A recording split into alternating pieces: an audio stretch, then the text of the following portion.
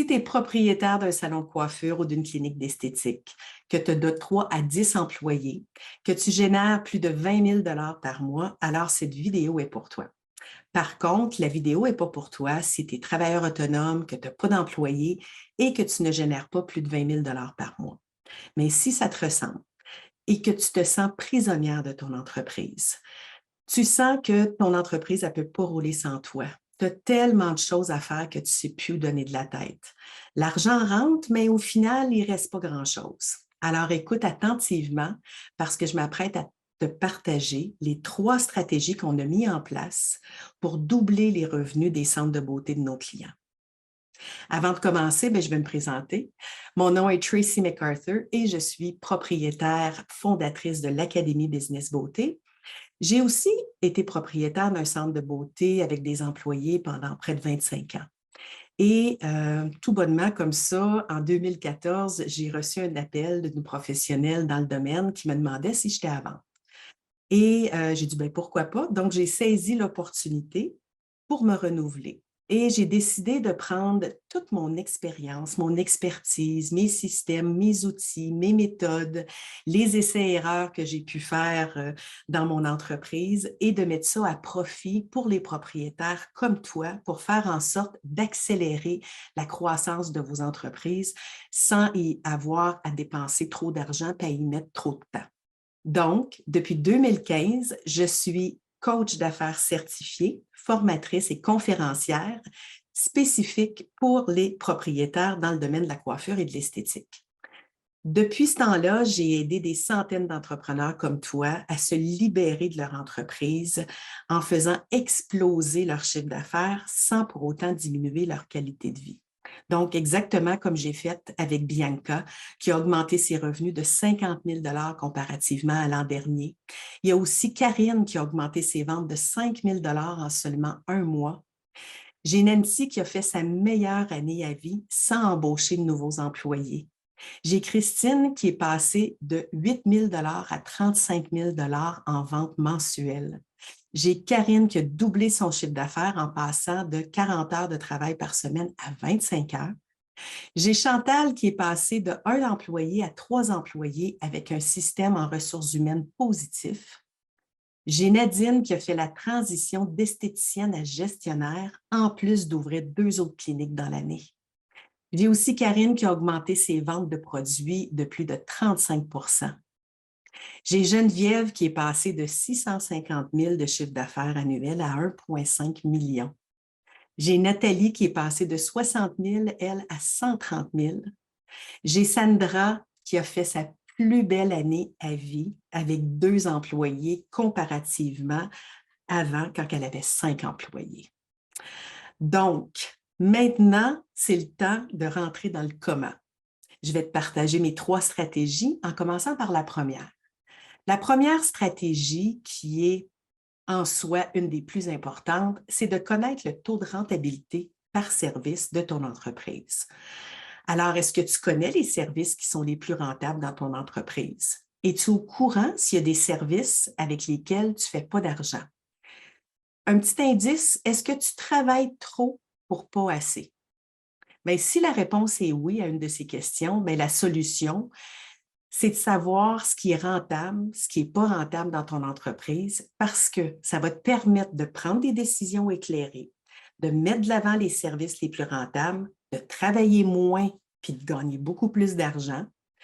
Ça va attirer des clients de qualité, ça va augmenter ta valeur et ça va augmenter tes profits. Exactement comme Bianca a fait, celle que je vous ai mentionnée là, dans les témoignages, qui a augmenté ses revenus de 50 000 comparativement à l'année précédente. Elle a regardé sa liste de prix, on a fait l'analyse, on a regardé aussi ensemble qu'est-ce qu'elle voulait mettre de l'avant comme service, qu'est-ce qui la passionnait le plus pour attirer vraiment des clients de qualité et pouvoir se permettre aussi d'augmenter ses prix. La même chose pour Nathalie, qui a augmenté son chiffre d'affaires de 60 dans la première année. Nathalie offrait tout plein de services et elle ne connaissait pas les services qui étaient rentables, ceux qui n'étaient pas rentables. Il y a des services qui prenaient beaucoup de temps, puis finalement, même, elle perdait de l'argent. Donc, une fois qu'on a établi le taux de rentabilité par service, son chiffre d'affaires a explosé. Aussi, comme Karine qui a augmenté ses ventes de 5 000 en seulement un mois, en faisant exactement le calcul du taux de rentabilité pour être capable de savoir quoi faire avec sa liste de prix, quoi éliminer comme service, puis que ça soit aligné vraiment à son image de marque et à la clientèle qu'elle veut attirer dans son entreprise. La deuxième stratégie, et non la moindre, hein, c'est de définir ton expertise. Pourquoi? Ben, si tu me suis depuis un petit bout de temps, tu m'entends souvent dire, vous avez besoin de vous positionner en tant qu'expert dans votre entreprise pour attirer des clients de qualité. Et je vous le dis, les clients vont faire le détour, vont faire le trajet, puis vont payer le prix pour aller voir des experts dans leur domaine. Donc, est-ce que tu as de la difficulté à attirer des clients de qualité? Est-ce que tu publies aussi sur les réseaux sociaux puis tu n'as jamais d'engagement? Donc, tu travailles beaucoup à te faire voir, te faire connaître sur les réseaux sociaux puis il ne se passe pas grand-chose. Tu ne sais pas comment faire pour te démarquer de la concurrence, pour ressortir du lot. Est-ce que tu as peur de manquer de clientèle si tu n'offres pas assez de services variés? Parce que ça, c'est quelque chose, c'est en fait l'objection numéro 1 que j'entends le plus souvent quand que je parle avec mes clients, puis je leur donne la tâche de définir leur expertise, c'est la peur de passer à côté de quelque chose s'ils n'offrent pas tout en même temps. Alors, si tu as répondu oui à une de ces questions, bien, il est grand temps de te faire connaître pour ce que tu fais de mieux et te positionner en tant qu'expert dans ton domaine parce que ça va te permettre, d'avoir une image de marque claire et puissante. Donc, ton message y est clair, il s'adresse à une clientèle cible qui a des besoins précis et ça donne bien parce que c'est la solution que tu leur offres à travers en plus ton expertise. Ça va faire en sorte que tu vas attirer des clients qui sont prêts à payer aussi. Encore là, tu vas travailler moins pour beaucoup plus et tu vas augmenter ta crédibilité puis ta notoriété fois 1000. Tu vas te démarquer de la concurrence, ça c'est assuré, et tu vas augmenter tes profits. C'est exactement ce que j'ai fait dans mon entreprise il y a plusieurs années. Une fois que j'ai défini mon expertise, que j'ai décidé de l'afficher, de le crier haut et fort sous tous les toits, je ne me suis pas empêchée d'offrir plein de services à l'intérieur de mon entreprise quand même. Mais ça l'a fait en sorte que je me suis mis à attirer une abondance de clients. Mon chiffre d'affaires a explosé et je me suis positionnée dans ma région comme étant un des leaders dans mon domaine. Alors, au final, ça va te mettre en confiance parce que là, ça va augmenter ta valeur. Ça va te permettre de charger plus cher pour tes services parce que tu vas être experte dans ton domaine et tu vas attirer les bons clients qui cherchent exactement ce que tu as à offrir.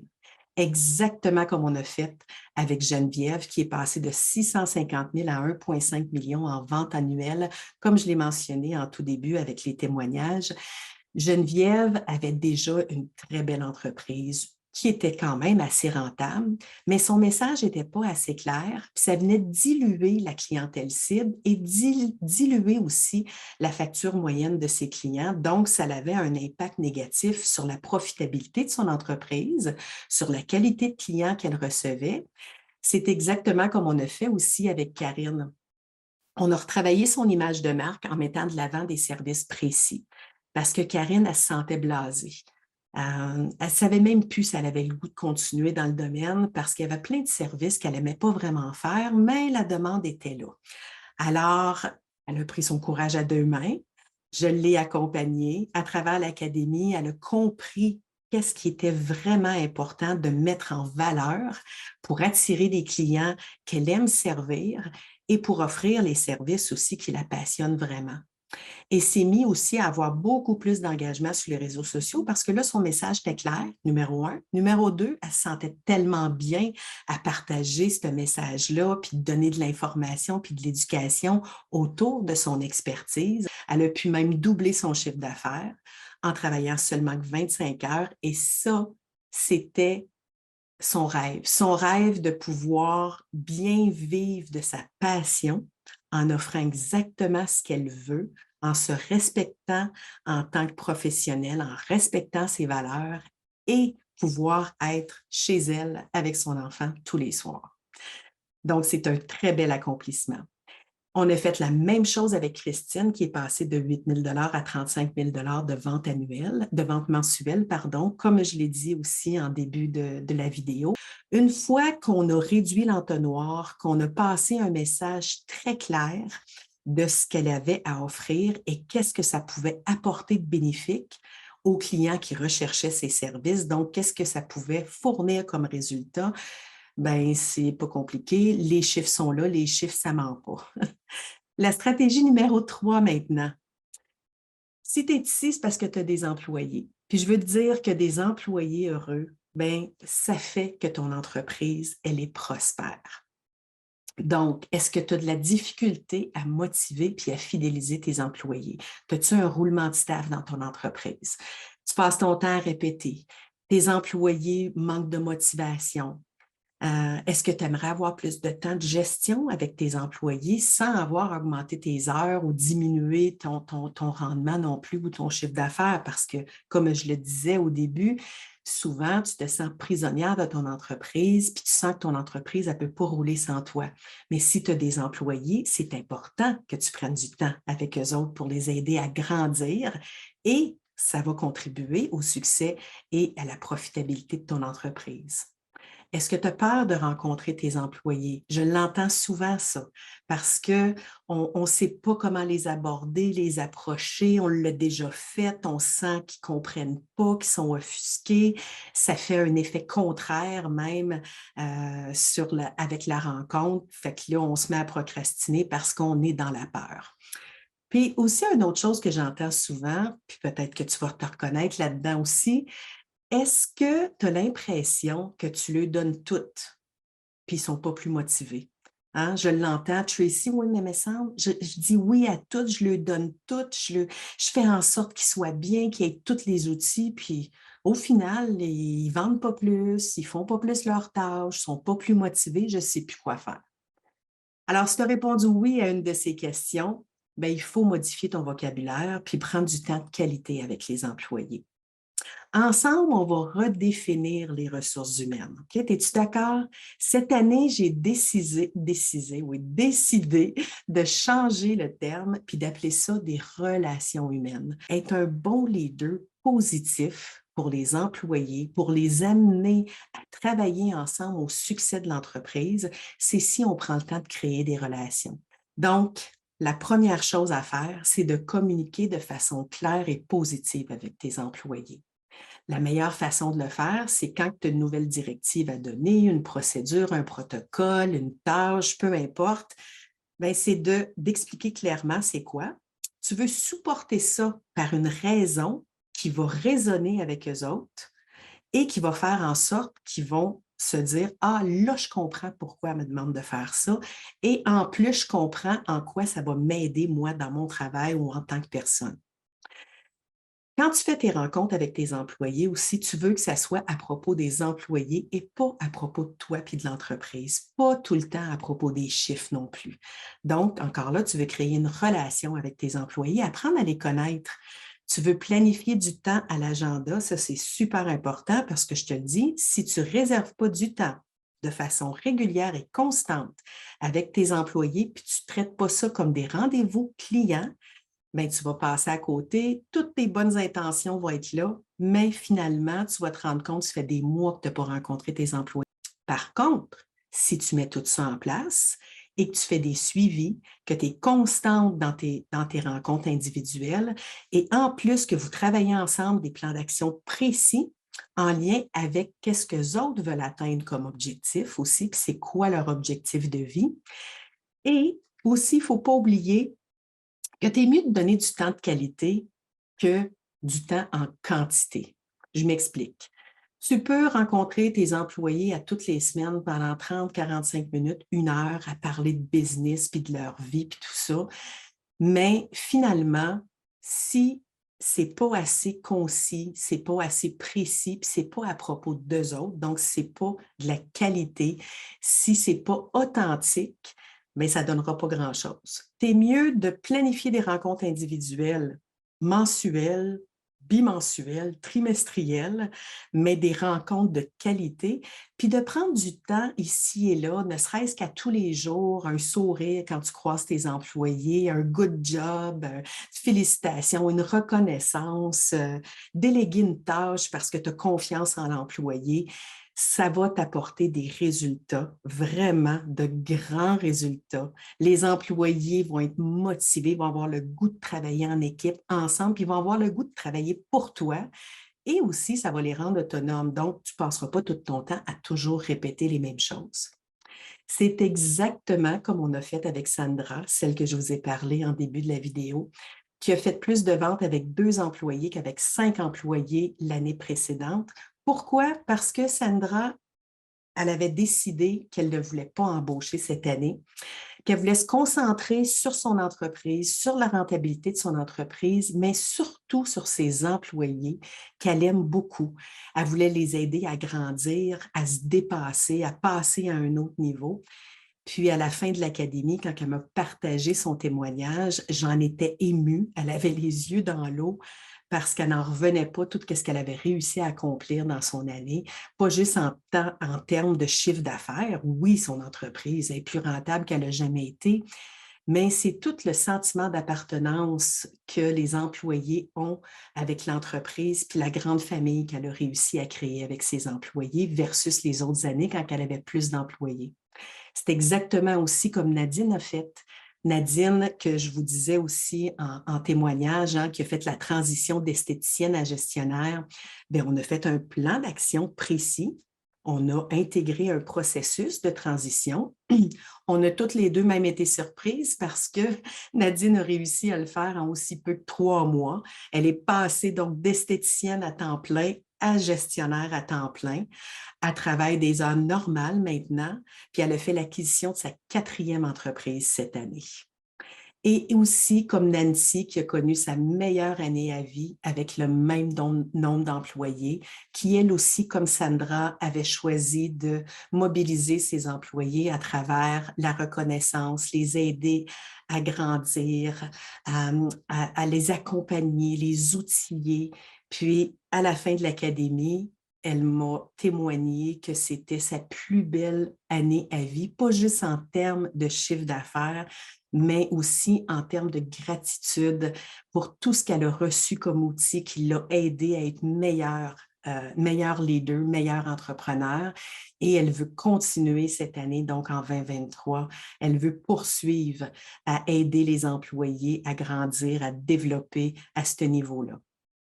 Donc, finalement, j'espère que les 3 stratégies vont t'aider à mettre en place des plans d'action précis qui vont t'aider avec la croissance de ton entreprise. Donc, si tu as un centre de beauté, salon de coiffure, clinique d'esthétique, que tu génères plus de 20 000 $ par mois, et que tu veux réussir à détacher tes opérations quotidiennes, à vivre un peu, hein, à augmenter ta marge de profit, à doubler tes revenus sans avoir à travailler plus de 35 heures parce que les systèmes qui sont enseignés dans l'académie, c'est fait en fonction de 35 heures, que ce soit pour toi ou les employés. Bien, je t'invite à cliquer tout de suite sur le lien en bas pour réserver un appel avec moi où est-ce qu'on va parler business ensemble, on va échanger, on va créer une relation pour que je puisse apprendre à mieux connaître tes besoins aussi et voir si l'Académie Business Beauté est un fit parfait pour toi. Voir si l'Académie Business Beauté peut t'aider à passer rapidement à un niveau supérieur, à faire en sorte que tu puisses aller chercher le plein potentiel de ton entreprise en étant heureuse, en ayant des employés heureux et toi, vivre le bonheur dans ton entreprise à travers une qualité de vie aussi qui est tellement importante. Mais Je te propose ce rendez-vous-là, hein, c'est quand même une opportunité d'affaires, donc ça serait important que quand tu vas réserver ton rendez-vous, tu t'assures de respecter la date et l'heure à laquelle tu as réservé ton rendez-vous avec moi. Puis une petite note importante, n'oublie pas, une fois que tu as réservé, d'aller voir dans tes courriels indésirables si tu n'as pas reçu immédiatement la confirmation avec le lien Zoom. Et moi, je m'engage également à respecter mon rendez-vous envers toi. Donc, j'espère de tout cœur avoir l'honneur, la chance d'être rencontrée puis de jaser de business avec toi. Alors, je vous souhaite, comme toujours, succès et bonheur. Je vous embrasse tout le monde et à très bientôt. Au revoir.